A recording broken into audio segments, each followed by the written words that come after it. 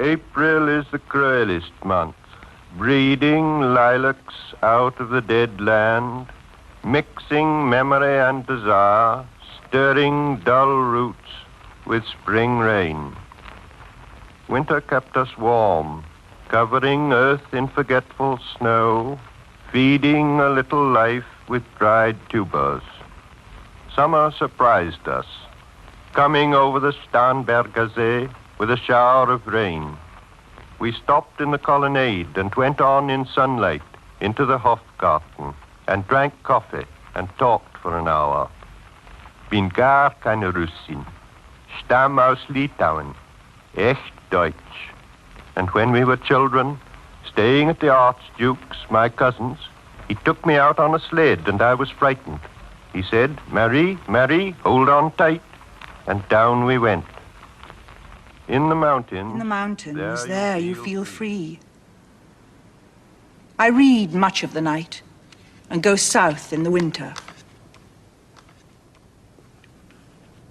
What are the roots that clutch?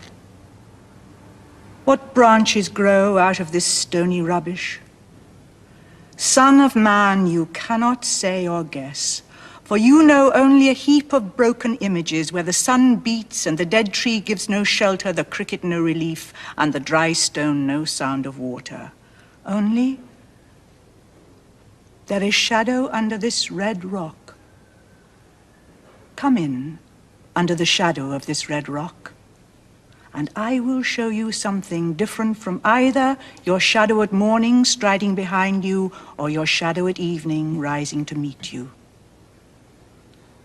I will show you fear in a handful of dust.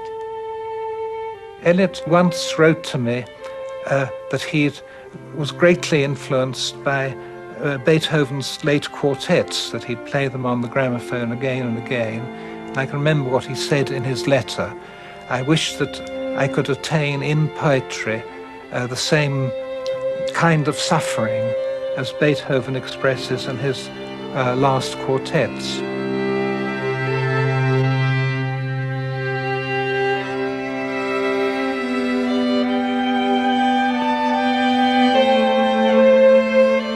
T.S. Eliot's The Waste Land is the most famous poem written this century and the high point of the modern movement in poetry. On the strength of it, Eliot was to become the most respected poet of his age, a cultural guru who in later life could attract audiences several thousands strong to his lectures.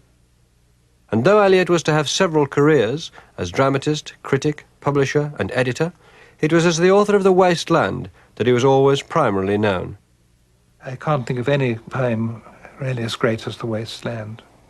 It probably remains the most important poem, certainly of the early part of the 20th century in the English language. I think his role in 20th century poetry is absolutely towering over everyone else. He's much better than Yeats. Much, much more inventive, much more brilliant, newer. Simply newer. I mean, everything in 20th century poetry is founded on Eliot. Thomas Stearns Eliot was born in St. Louis, Missouri in 1888. He was a frail child, and from an early age he was cosseted and protected from the world. The dominant influence of his childhood was his grandfather, William Greenleaf Eliot, a Unitarian minister, who instilled in the young Eliot a sense of moral propriety and public service. He had a happy childhood, and yet, by the time he went to Harvard University, he felt a deep and unsettling need to break out of the provincial structures of his upbringing. His family, the Eliots, were the aristocrats of that time in American life. Eliot, as he grew up in this rather large but closely knit family, was aware that the duties which would devolve upon him were those of commitment, public service, public law. These were commitments he never actually eschewed, and throughout his life you see manifestations of them in his various roles he chose to play. Now, in terms of his actual poetry, what you find in the years of St. Louis and the years when he was at Harvard is a poetry which is primarily concerned with gloom, with solitariness, with sexual unease. He's obviously a young man who wants to break out of that very close family situation, which was the condition of his life at that time, but didn't know how to do so.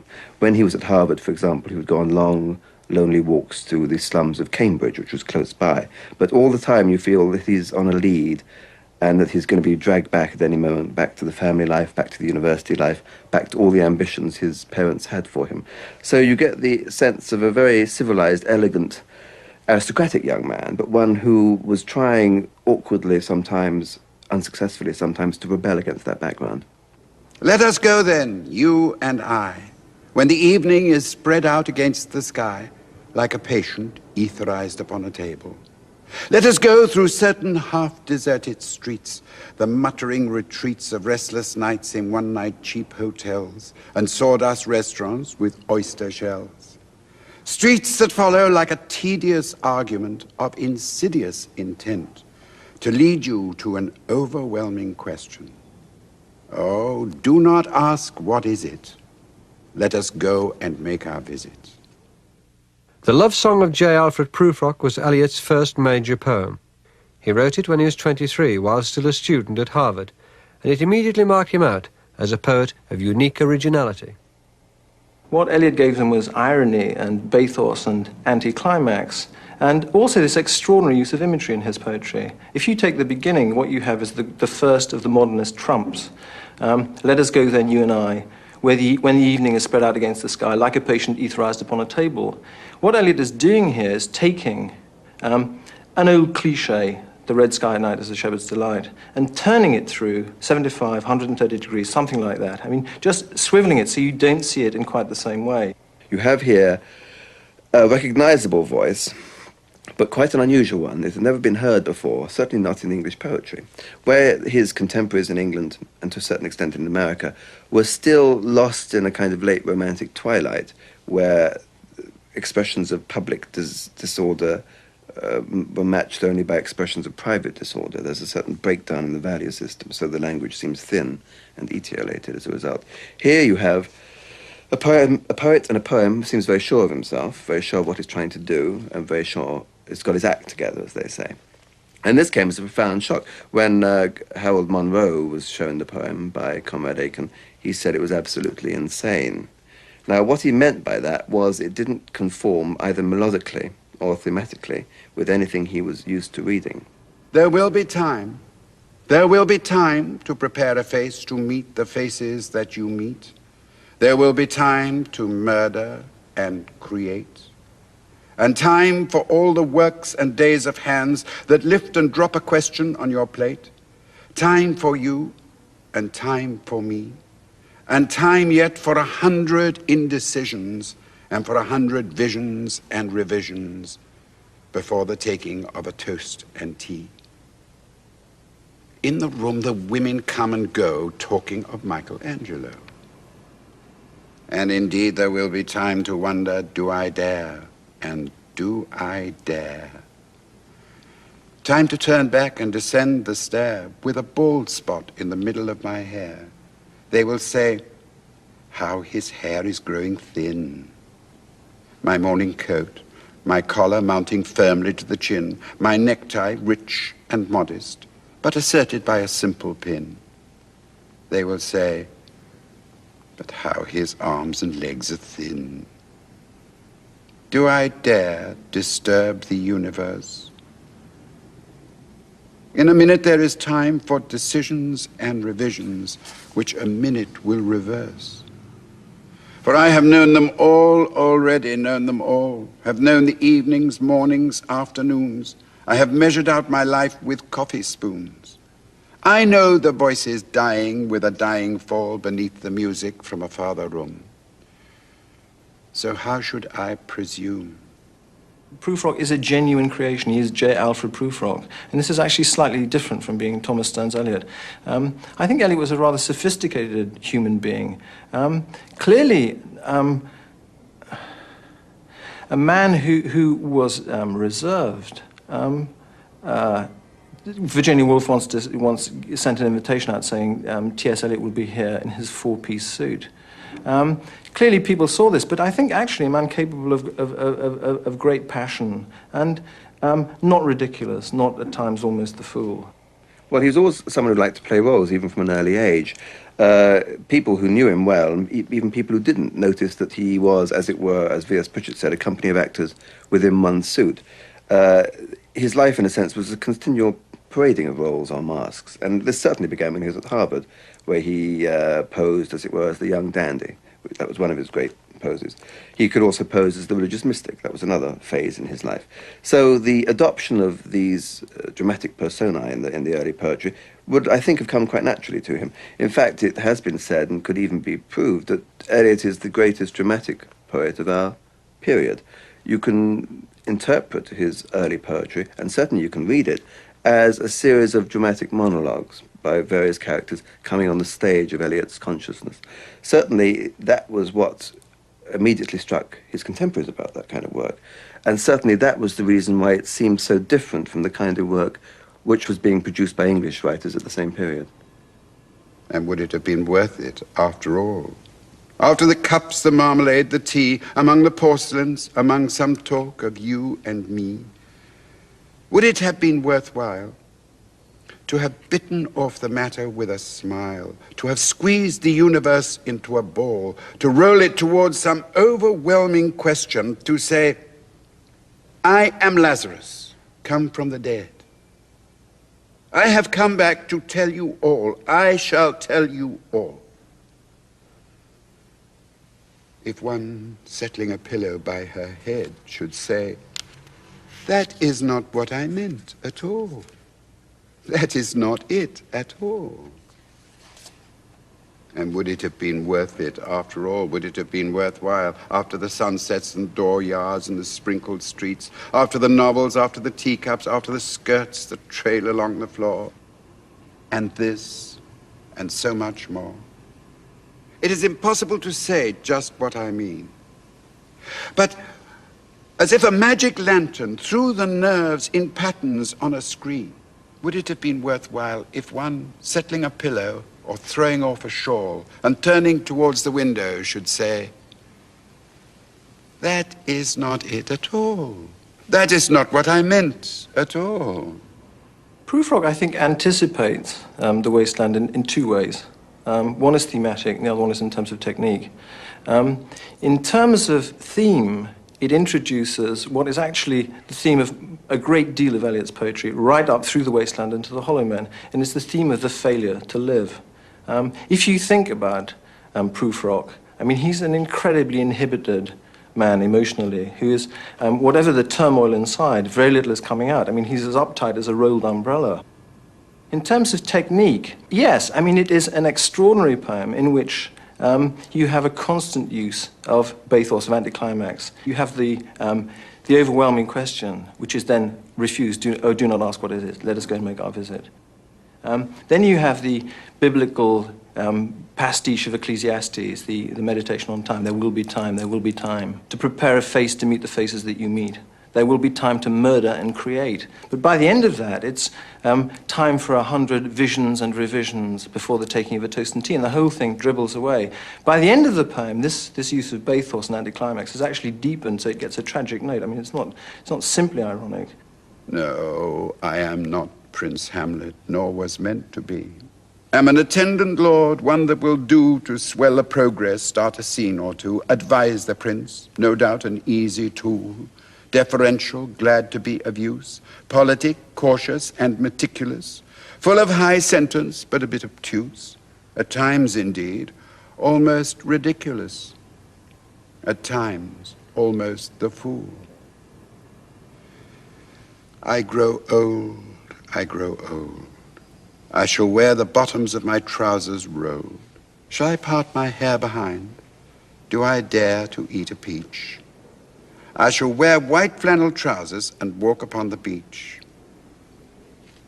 I have heard the mermaids singing, each to each. I do not think that they will sing to me. I have seen them riding seaward on the waves, combing the white hair of the waves blown back, when the wind blows the water white and black. We have lingered in the chambers of the sea, by sea girls wreathed with seaweed, red and brown, till human voices wake us and we drown. Prufrock wasn't actually published until 1915, by which time Eliot had left America and settled in England. He came initially to take up a post at Oxford, but quickly discovered in the artistic life of London a more congenial climate for his writing. For the first time in his life, he found himself with people of his own age who took poetry seriously, took culture seriously, and were able to discuss it at great length on many occasions. So that was one element of it. The other element was that he was an authoritarian by temper, and being an aristocratic American, disdained the American tradition of politics and society. He found in Europe what he'd not been able to find in America, which was a strong, almost medieval cultural tradition, an authoritarian cultural tradition to which he wanted to ascribe himself. It's a decision he never really regretted either, because he never actually went home to live in America again. Avant-garde life in London during the First World War was dominated by two great energies, Wyndham Lewis and another expatriate American, Ezra Pound. Pound in particular was to play a huge part in launching Eliot's career. Indeed, it was he who organised the first publication of Prufrock. Pound had joined Wyndham Lewis in founding a movement they called Vorticism, dedicated to reforming and modernising English cultural life. Inspired by Cubism and Futurism on the continent, Vorticism was determinedly behind all things modern and experimental. It was spirited and flamboyant, and the Vorticist magazine was, appropriately, called Blast. Well, as the name Blast indicates, they were really trying to blast away the remnants of Victorianism and English Romanticism, what we'll call the Georgian poets, and they were trying to introduce modernism. What they were trying to do, as a matter of fact, was to create a modern tradition which connected with a past. They were against the sort of idea of tradition as simply carrying on with what your predecessors had done. It was a revolt against your immediate predecessors and a deliberate pushing yourself back into a much more remote past, but a relevant past. What they're trying to do, people like Pound and Eliot, is really to introduce that kind of revolution into the history of poetry, as it already had occurred in music and painting, and all the antecedents of it existed in France, around about the great dates, 1870, 1880, and so on. What they were trying to do, trying to drag English into the mainstream again, not just the mainstream of modern poetry, but the mainstream of modern art. The antics of the Vorticists were one of the few colourful aspects of life in wartime London. As the war dragged on, and the enormity of what was happening in the trenches began to sink in at home, the capital took on a blighted mood. And the bleak reality of the modern city found its way memorably into Eliot's verse, when in 1916 he began the poem that was eventually to be published as The Waste Land. Unreal city, under the brown fog of a winter dawn, a crowd flowed over London Bridge. So many I had not thought death had undone so many. Sighs, short and infrequent, were exhaled, and each man fixed his eyes before his feet. Flowed up the hill and down King William Street, to where St. Mary Woolnoth kept the hours with a dead sound on the final stroke of 9. There I saw one I knew. I saw one I knew, and stopped him crying, "Stetson, you who were with me in the ships at Miley, that corpse you planted last year in your garden, has it begun to sprout? Will it bloom this year? Or has the sudden frost disturbed its bed? Oh, keep the dog far hence that's friend to men, or with his nails he'll dig it up again. You, hypocrite lecteur, mon semblable, mon frère." In relation to a poem like Prufrock, what you have here in Prufrock is a poem which looks backward and also looks forward. I mean, it's modernist, but it's also traditional. It's in the tradition of the dramatic monologue. By the time you get to The Wasteland, you've got something completely different. And if you wanted an analogy, supposing you look towards Picasso, you'd have the Rose period, then the Blue period, Both of them different, but also recognizable. And then suddenly, analytical cubism. Here comes The Wasteland. And, boy, is it all happening. You can't quite follow it, but it seems very, very modern indeed. And there's a lot of modern life in it. In England, it was what Cyril Connolly called the great knockout up to date. It was a poem which had jazz rhythms, it had urban symbolism, it had anthropological myth, it had the whole gamut of what were then fashionable concerns poured into this slender vessel. And as a result, it was an enormous success. The Wasteland, as it was published in 1922, is in 5 parts. Furthermore, the whole poem is littered with a plethora of quotes and half-quotes from sources as diverse as nursery rhymes and Dante, all of which led some of its first readers to attack it as being a poem of fragments. In a sense, it is a poem of fragments. You see, when it was originally about to be published, Eliot was quite happy to have it published in separate issues of the Criterion. And there was one possibility, I think, when it was going to be published in 4 different issues of the Dial. So he wasn't himself convinced about its coherence as a poem. When everyone started saying how wonderful it was, of course, he changed his mind and saw exactly how good the poem was. So on that level, I think it could be seen as in terms, it does have a fragmentary feel about it. On the other level, about the fragments of verse which he introduces into the poem, fragments of the literary tradition, that's very deeply part of Eliot's own psyche. That's his way of finding his own voice by co-opting the voices of other people. You'll find the strange thing about Eliot's poetry is that whenever you read it, you're constantly getting little echoes and murmurs of other people's work. You hear bits of Dante, bits of Baudelaire, bits of Villon, bits of Lafort, bits of Tennyson, bits of Browning, all just underneath the surface of the poetry. But that, of course, is what gives it its strength. These words are Eliot's words and yet not his words, and it's that strange echoic quality which leads to its being so memorable. One of the extraordinary things about The Wasteland, of course, is the amount of allusion and the amount of learning and reading that goes into the poem. Eliot uses this, I think, quite straightforwardly in order to show that things have been debased. Perhaps the most significant example is the opening of the game of chess, where Eliot picks up Enid Barbus' speech in Antony and Cleopatra. The barge she sat on like a burnished throne burned on the water, and then on he goes. In Eliot, this becomes the chair she sat in, like a burnished throne, glowed on the marble. And then what you have is, instead of Cleopatra's enormous vitality, you have this incredible sinuous syntax which loses you and picks you up, until finally you realize that the sensuality here is more apparent than real, that this is a woman who is the sum total of her accessories. Her perfumes, her jewels, she has no real vitality. And then, of course, as she brushes her hair and it glows into words, what the words say are, my nerves are bad tonight, stay with me. The chair she sat in like a burnished throne glowed on the marble, where the glass held up by standards wrought with fruited vines, from which a golden cupidon peeped out. Another hid his eyes behind his wing.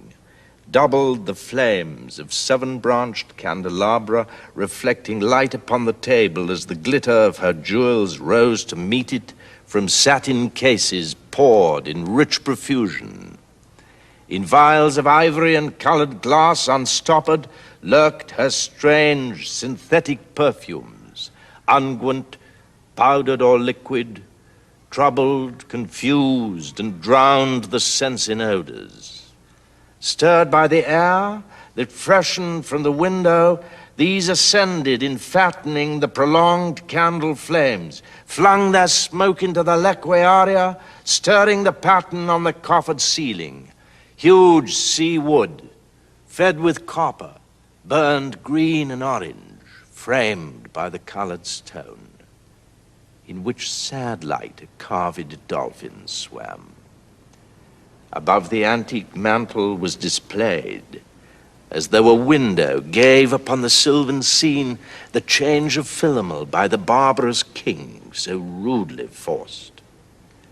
Yet there the nightingale filled all the desert with inviolable voice, and still she cried, and still the world pursues, jug, jug to dirty ears. and other withered stumps of time were told upon the walls.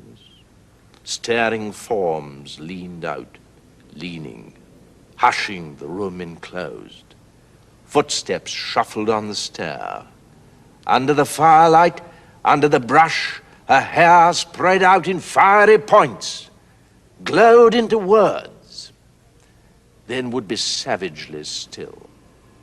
My nerves are bad tonight. Yes, bad. Stay with me. Speak to me. Why do you never speak? Speak. What are you thinking of? What thinking? What? I never know what you are thinking. Think. I think we are in Rat's Alley, where the dead men lost their bones. What is that noise? The wind under the door. What is that noise now? What is the wind doing? Nothing, again, nothing. Do you know nothing? Do you see nothing? Do you remember nothing? I remember those are pearls that were his eyes. Are you alive or not? Is there nothing in your head? But oh, oh, oh, oh, that Shakespearean rag. It's so elegant, so intelligent. What shall I do now? What shall I do? I shall rush out as I am and walk the street with my hair down so. What shall we do tomorrow? What shall we ever do? One of the most innovative aspects of The Waste Land to its contemporary audience was the range of characters it seemed to contain. Eliot was deliberately trying to incorporate into the poem the speech and accents of London life. Indeed, for a long time, he'd considered calling it He Do the Police in different voices. They were trying to introduce into language of their poetry the words which everyone used in the streets, whereas the Georgian poets whom they were rebelling against always wanted to write poems about poetic subjects like the English countryside, sunsets. They were deliberately choosing the dirty canal near the gasworks. They were deliberately choosing these sordid-seeming subjects and, as a matter of fact, creating a strange kind of beauty for them, although, of course, most of their contemporaries didn't recognize that. Take, for instance, I think one of the most striking things in it must be the dialogue in the pub, the monologue in the pub. You know, you ought to be ashamed, I said, to look so antique and her only 31. I can't help it, she said, pulling a long face. It's them pills I took to bring it off, she said. She'd had 5 already and nearly died of young George. Absolutely wonderful stuff. And never there in poetry before, but suddenly, wham, there you are, right in a London pub. And it's marvellous, and clearly they must have loved that. When Lil's husband got demobbed, I said, I didn't mince my words, I said to her myself, hurry up, please, it's time. Now Albert's coming back, make yourself a bit smart. He'll want to know what you done with that money he gave you to get yourself some teeth. He did. I was there.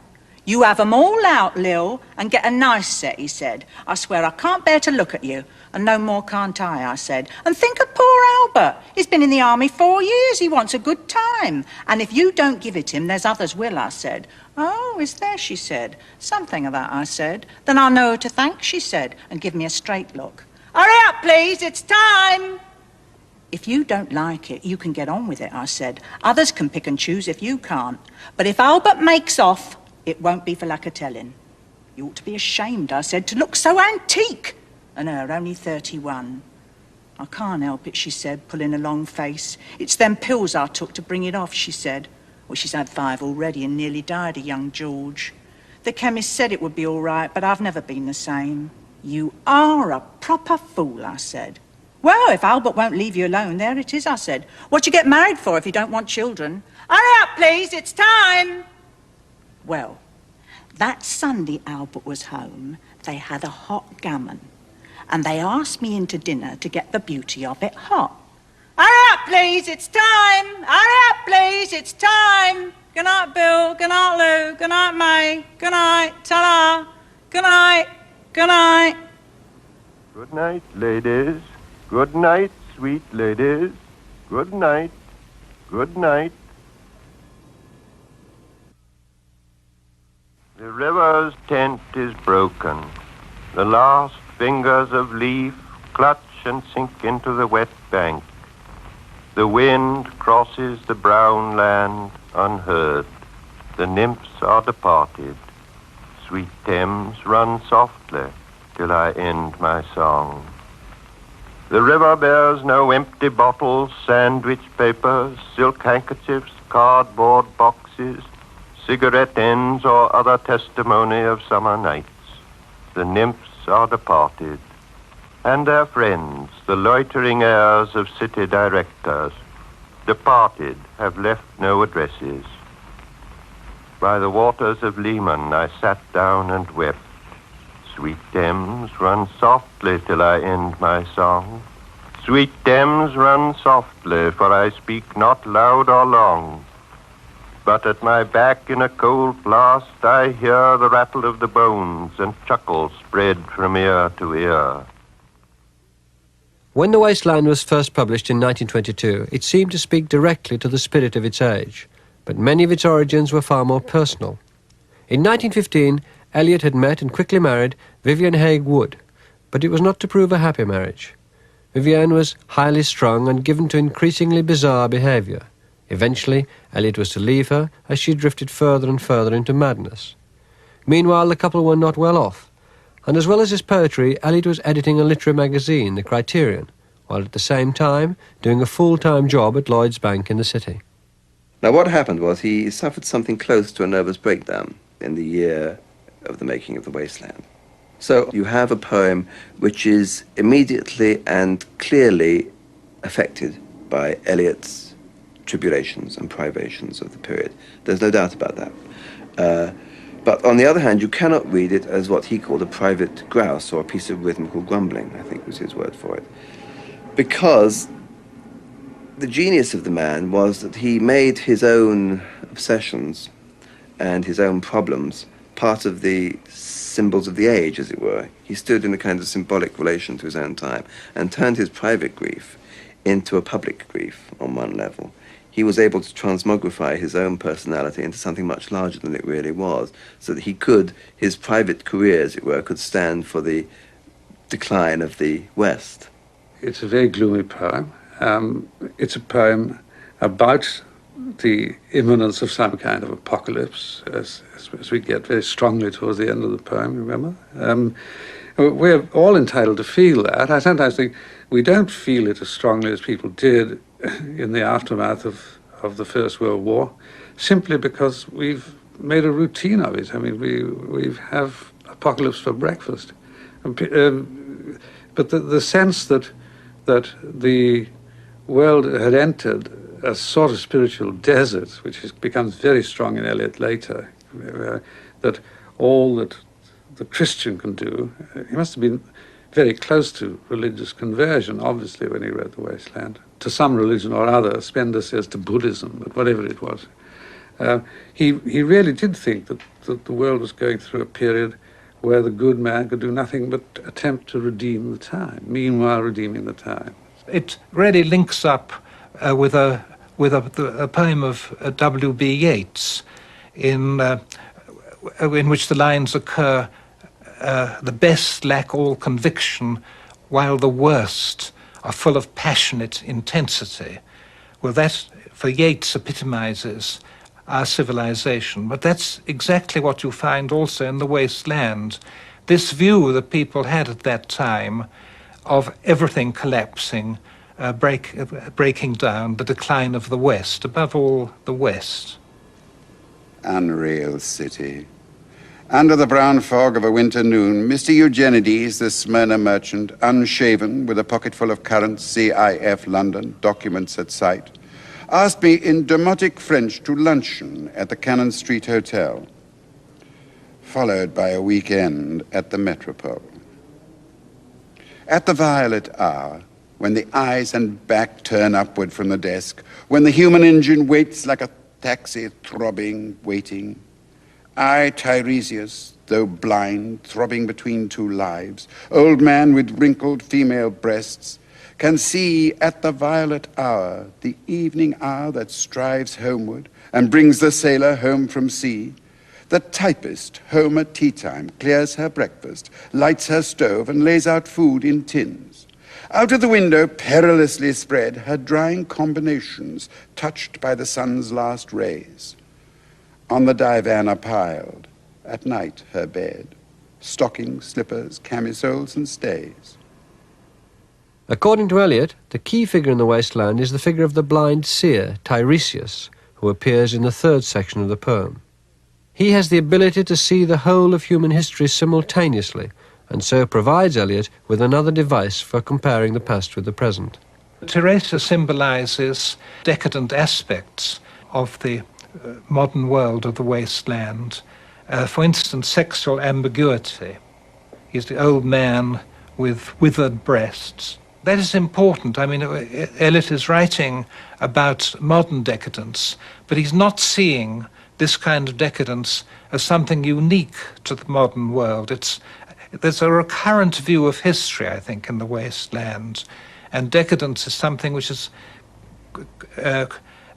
concomitant almost with civilization. You have civilization, decadence. They go side by side. That's partly why the poem is not just a poem about the collapse of Europe in modern times, a particular moment.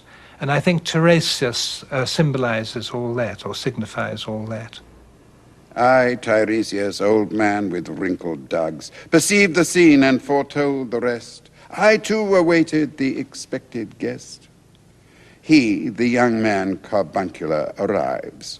A small house agent's clerk with one bold stare, one of the low, on whom assurance sits as a silk hat on a Bradford millionaire.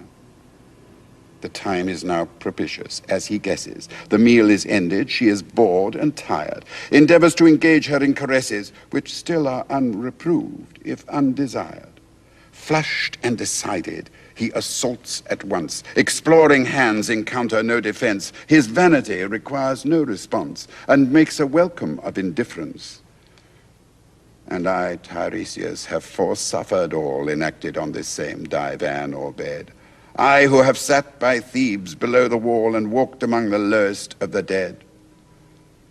Bestows one final, patronizing kiss, and gropes his way, finding the stairs unlit.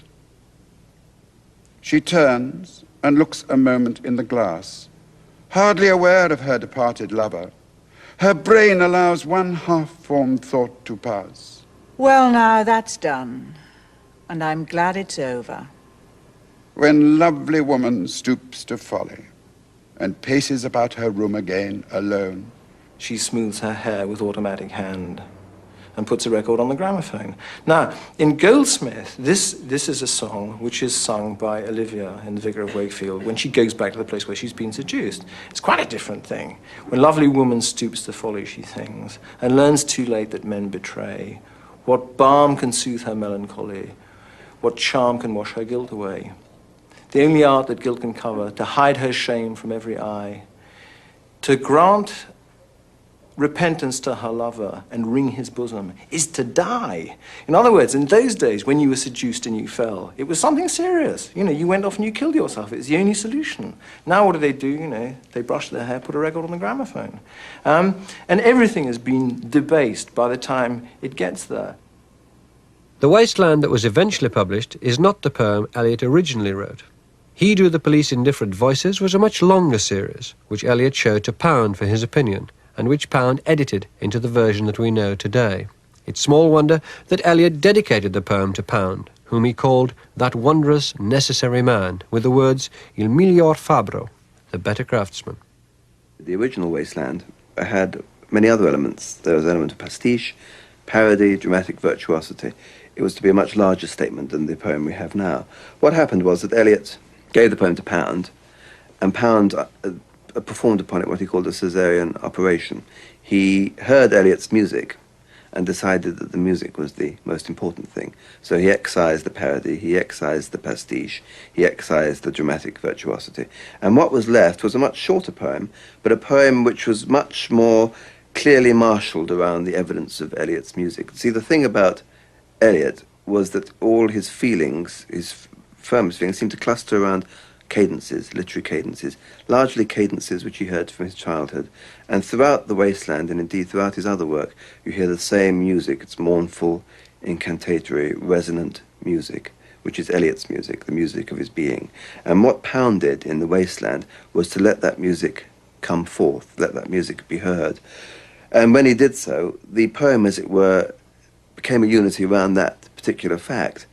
Other people heard the music too. That's why the undergraduates chanted The Wasteland as they chanted Swinburne a generation before.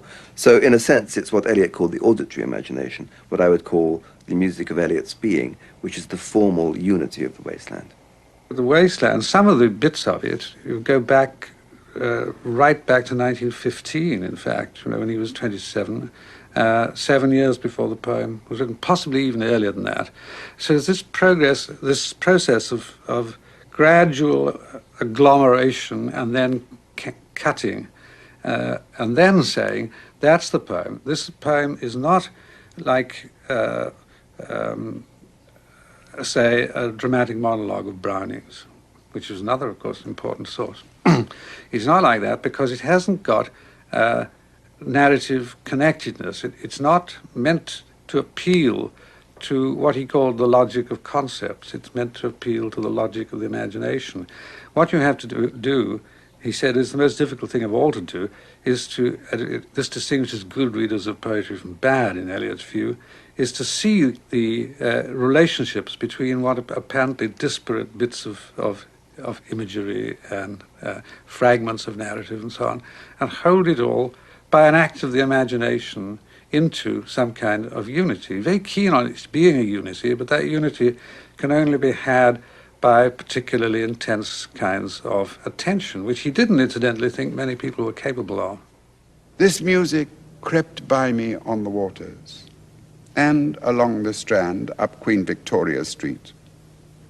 Oh, city, city, I can sometimes hear beside a public bar in Lower Thames Street the pleasant whining of a mandolin and a clatter and a chatter from within, where fishermen lounge at noon, where the walls of Magnus Martyr hold the inexplicable splendor of Ionian white and gold.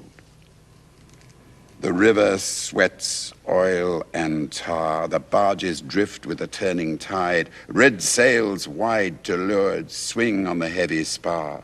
The barges wash drifting logs down Greenwich Reach past the Isle of Dogs.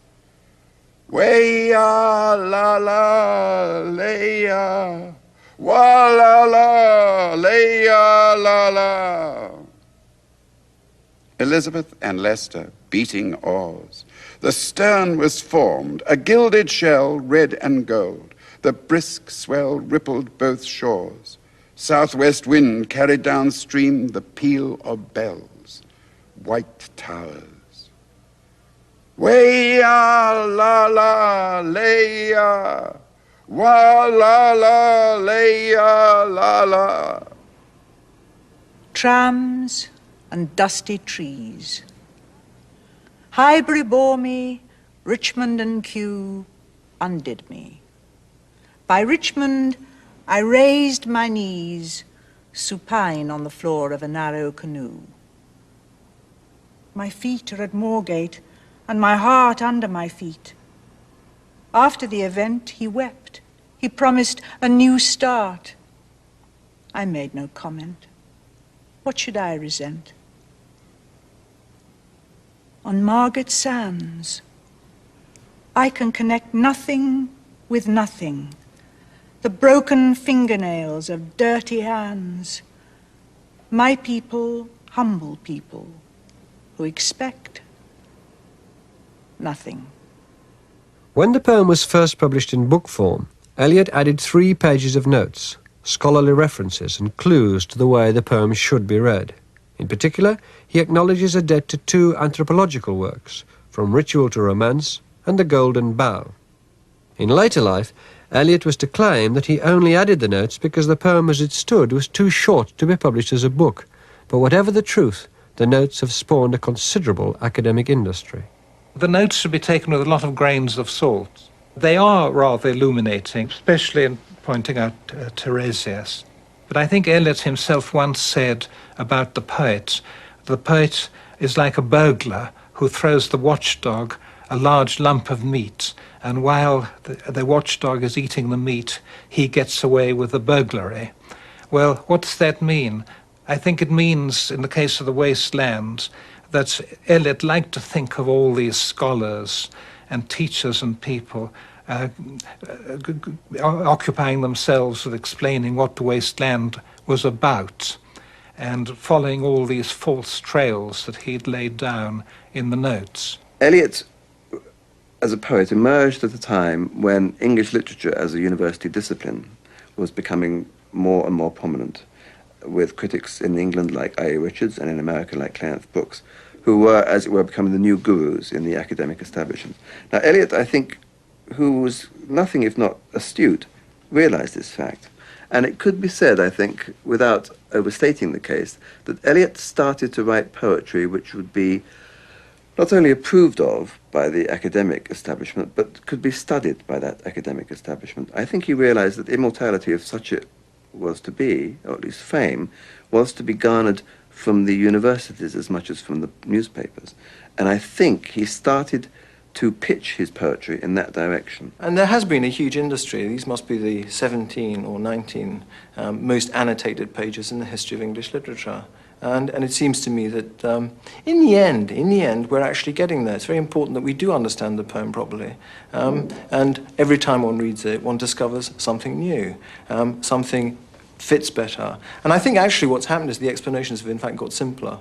It is clear now, after all this mulging around, after all every cupboard has been turned upside down, every bed has been looked under in English literature, after all of this, it's clear that there are three main strands in the poem that we have to bear in mind. Fertility myths, though these are much less important than we originally thought they were, and Eliot in the 1956 lecture in Minnesota actually said that he was sorry he'd sent people off on a wild goose chase. Fertility myths, Christ and the resurrection, and the Buddhist notion of reincarnation, which is also clearly there in the poem and has been rather ignored to date, but helps to explain the whole ambiguity of the poem. Because in the Buddhist religion, what you want to do is not be reborn. You want to achieve nirvana, a state of enlightenment. But at the same time, you have a tremendous urge to be reborn because you want to go on living. So that throughout the poem, there are these two impulses running side by side. I think to say that one can explain the poem is a bit like saying that you can explain Cézanne or Picasso. There are things you can say about it that might be helpful, but you can't explain it in the sense of unfold it and make it simpler to apprehend. But in the end, what you've got to do is to stand in front of it, really, and attend to it in the best way that you can manage. I don't think there's any way of having it explained to you. After the torchlight red on sweaty faces, after the frost is silence in the gardens, after the agony in stony places, the shouting and the crying, prison and palace and reverberation of thunder, of spring over distant mountains, he who was living is now dead. We who were living are now dying, with a little patience. Here is no water, but only rock, rock, and no water, and the sandy road, the road winding above among the mountains, which are mountains of rock without water. If there were water, we should stop and drink. Amongst the rock, one cannot stop or think. Sweat is dry, and feet are in the sand. If there were only water amongst the rock, dead mountain mouth of carious teeth that cannot spit. Here one can neither stand nor lie nor sit. There is not even silence in the mountains, but dry, sterile thunder without rain. There is not even solitude in the mountains, but red, sullen faces sneer and snarl from doors of mud-cracked houses. If there were water, and no rock. If there were rock and also water, and water a spring, a pool among the rock, if there were the sound of water only, not the cicada and dry grass singing, but sound of water over a rock where the hermit thrush sings in the pine trees, drip, drop, drip, drop, drop, drop, drop. But there is no water. Who is the third who walks always beside you? When I count, there are only you and I together, but when I look ahead up the white road, there is always another one walking beside you, gliding, wrapped in a brown mantle, hooded. I do not know whether a man or a woman, but who is that on the other side of you? What is that sound high in the air? Murmur of maternal lamentation. Who are those hooded hordes swarming over endless plains, stumbling in cracked earth, ringed by the flat horizon only? What is that city over the mountains, cracks and reforms and bursts in the violet air? Falling towers, Jerusalem, Athens, Alexandria, Vienna, London. Unreal. 5 years after The Wasteland was published, Eliot was received into the Church of England, and he remained a convinced believer for the rest of his life. He became an eminent publisher with Faber and Guire, now known as Faber and Faber, and an increasingly respected poet and critic. After publication of 4 quartets during World War II, he largely abandoned poetry in favour of verse drama, and plays like Murder in the Cathedral and The Cocktail Party introduced his work to a whole new audience. He was awarded the Nobel Prize in 1948. Despite the acclaim, however, Eliot remained a lonely and isolated man. It was only on his marriage to his secretary, Valerie Fletcher, in 1957, that he enjoyed, at the end of his life, the happiness he'd not known since childhood. He died in 1965, and after her husband's death, Valerie Eliot declared that he felt he'd paid too high a price to be a poet, that he'd suffered too much. His achievement is very difficult to summarise. The fact is, he never repeated himself. I mean, this is the main thing. And he was enormously inventive. I mean, he went from one thing to another, whereas other poets repeat themselves. Eliot didn't. And his great achievement, actually, of course, is to make this a myth of how the poet should behave. Eliot's triumph was not just that he wrote poetry which will probably be remembered as long as the English language is read, but also that he, in his own person, represented and sustained a culture which was on the point of falling apart. He put together what you might call as the last vestige of a European international literary culture. He represented it in his own person, and he gave it shape out of his own obsessions, which is the most remarkable thing. He, as it were, came to represent it because he needed to represent it. He wanted that authority, so he provided it himself. So on that level, it's a most remarkable achievement. On another level, he made his poetry the music of the age, but he only managed that by borrowing, co-opting the voices, the cadences, and the tones of other previous poets. So we have this strange paradox of a man who sustains the culture through his own obsessions and creates the music of our age through borrowing the music of other people's periods. A woman drew her long black hair out tight and fiddled whisper music on those strings. And bats with baby faces in the violet light whistled and beat their wings and crawled head downward down a blackened wall. And upside down in air were towers tolling reminiscent bells that kept the hours, and voices singing out of empty cisterns and exhausted wells. In this decayed hole among the mountains, in the faint moonlight, the grass is singing over the tumbled graves about the chapel. There is the empty chapel, only the wind's home. It has no windows and the door swings. Dry bones can harm no one. Only a cock stood on the roof tree. Cocorico, cocorico, in a flash of lightning. Then a damp gust bringing rain. The central despair of The Wasteland is really religious despair. And I suppose the central inspiration is the Old Testament, is the Bible. What are the roots that clutch, and so on. It's the vision all the way through is is Christ at Emmaus and so on. The vision is really a religious vision. Ganga was sunken, and the limp leaves waited for rain, while the black clouds gathered far distant over Himavant. The jungle crouched, humped in silence. Then spoke the thunder. Da. Data. What have we given? My friend, blood shaking my heart, the awful daring of a moment's surrender, which an age of prudence can never retract.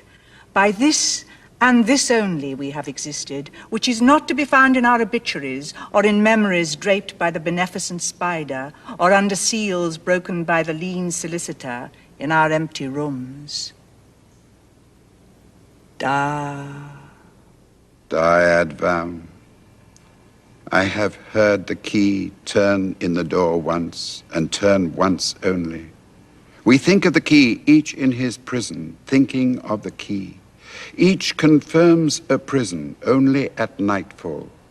Ethereal rumors revive for a moment a broken Coriolanus. Damyata. The boat responded gaily to the hand expert with sail and oar. The sea was calm. Your heart would have responded gaily when invited, beating obedient to controlling hands. I sat upon the shore fishing with the arid plain behind me. Shall I at least set my lands in order?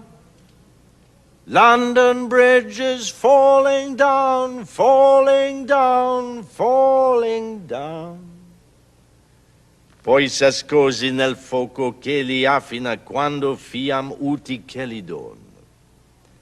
Oh, swallow, swallow, le prince d'Aquitaine à la tour abolie.